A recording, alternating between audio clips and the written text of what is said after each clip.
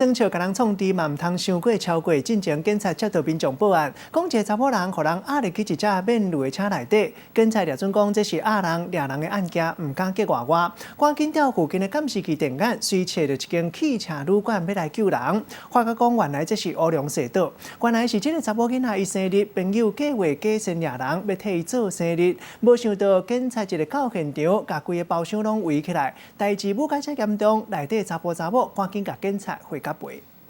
穿着蓝色衫的查某人双手合掌，搁一直伫会室咧。伫边仔警察看起来是真严肃。查某人的朋友是真歹势行过来，地点就伫咧汽车旅馆的包厢内底。搁叫是警察掠着有人伫食毒品，毋过因无食毒，嘛毋是歹徒，却闹甲互真侪警察来到现场。现场的气氛是足严肃的，到底发生什么代志？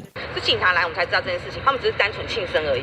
原来主角一个细个的查某囡仔，这个月生日，高中同学想要互伊一个惊喜，竟然就想出假影掠人，真正庆祝的计划。斗阵的朋友赛车，搁伫安全帽仔来暗砍身份。等查某囡仔下班了后，直接伫巷仔内底将人掠走。这个查某囡仔规路一直叫，互路人的人发现来报警察。警方查到车号，联络车主，对方讲车是伊的后生伫使用，而且来联络伊。随后警方就接到电话讲，一群人伫咧汽车旅馆，赶紧来解说好清楚。警方也是来到现场确认，真正毋是掠人的案件。当下我们真的很傻眼，而且我们觉得说啊，你们玩游戏也玩这个有点太过火了，而且是从一路上追到这里，而且是路人报警的，对，警察坐在这边，我也觉得有点夸张。想要用有创意的方式来庆祝生日，制作惊喜嘛，就爱先来想效果。滚耍笑嘛是要有一个限度，若无毋若浪费社会资源，嘛会造成无必要的困扰。